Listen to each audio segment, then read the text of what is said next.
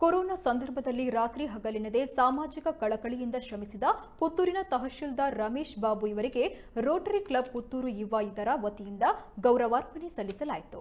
ಈ ವೇಳೆ ಮಾತನಾಡಿದ ತಹಶೀಲ್ದಾರ್ ಭೂ ಸುಧಾರಣೆ ಕಾಯ್ದೆಯ ಬಗ್ಗೆ, ಕೃಷಿ ಭೂಮಿ ಖರೀದಿಸುವ ಬಗ್ಗೆ ಹಾಗೂ ಕಂದಾಯ ಅಧಿನಿಯಮದ ಬಗ್ಗೆ ಮಾಹಿತಿಯನ್ನ ನೀಡಿದರು. ಇದೇ ವೇಳೆ ಯುವ ಹೋಟೆಲ್ ಉದ್ಯಮಿಯಾದ ಸುದೇಶ್ ಶೆಟ್ಟಿ ಇವರನ್ನ ರೋಟರಿ ಪಿನ್ ಅನ್ನು ತೊಡಿಸುವ ಮೂಲಕ ರೋಟರಿ ಕ್ಲಬ್ಗೆ ಬರಮಾಡಿಕೊಳ್ಳಲಾಯಿತು.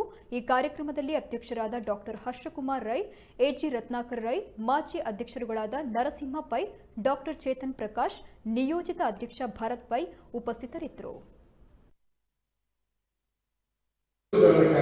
ಹೆಚ್ಚು ಬಳಕೆ ಮಾಡ್ತಾ ಇರೋದು ಭೂ ಸುಧಾರಣೆ ಕಾಯ್ದೆ ಮತ್ತು ಭೂಕಂದಾಯ ಕಾಯ್ದೆ. ಭೂಕಂದಾಯ ಕಾಯ್ದೆ ಬಂದು 1464ರಲ್ಲಿ ಭೂಕಂದಾಯ ಕಾಯ್ದೆ ಬಂತು.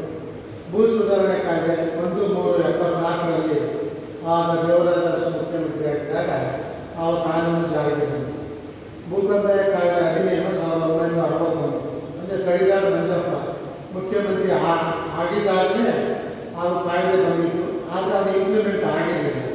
ಆವಾಗ ದೇವರಾಜ ಅರಸು ಅವರು 74ನೇ ಇಸ್ವಿಯಲ್ಲಿ ಮುಖ್ಯಮಂತ್ರಿ ಆಗಿದ್ದಾಗ 1374ರಿಂದ ಭೂ ಸುಧಾರಣೆ ಕಾಯ್ದೆಯನ್ನು ಇಂಪ್ಲಿಮೆಂಟ್ ಮಾಡಿದ್ರು. ಆ ಭೂ ಸುಧಾರಣೆ ಕಾಯ್ದೆಯಲ್ಲಿ ಅದು ಹೆಚ್ಚು ಕೃಷಿಕರಿಗೆ ಅದನ್ನು ಹೆಚ್ಚು ಅನ್ವಯಿಸುತ್ತೆ. ಅಂದರೆ ಏನು, ಒಬ್ಬ ವ್ಯಕ್ತಿ ಕೃಷಿ ಜಮೀನನ್ನು ಹೊಂದಬೇಕಾದ್ರೆ 1374ರಿಂದ ಅವನು ಕಡ್ಡಾಯವಾಗಿ ಕೃಷಿಕನಾಗಿರಬೇಕು ಮತ್ತು ವಾರ್ಷಿಕ ಆದಾಯ ಕೃಷಿಯೇತರ ಆದಾಯ 12,000 ಒಳಗೆ ಇರಬೇಕು ಅಂತ ಒಂದು ಇಂಪ್ಲಿಮೆಂಟ್ ಮಾಡಿದ್ರು. ಆವಾಗ ಅಂದರೆ ಕೃಷಿಯಿಂದ ಎಷ್ಟೇ ಬಂದರೂ ಆದಾಯ 1 ಕೋಟಿ ಬಂದರೂ 2 ಕೋಟಿ ಬರ್ತದೆ, ನೀವು ಜಮೀನನ್ನು ಖರೀದಿಸೋಕ್ಕೆ ಅವಕಾಶ ಇತ್ತು. ಆದರೆ ಕೃಷಿಯೇತರ ಆದಾಯ 12,000 ಮೇಲಿರಬಾರ್ದು. 1374ರಿಂದ ಕಡ್ಡಾಯವಾಗಿ ಕೃಷಿಕನಾಗಿರಬೇಕು.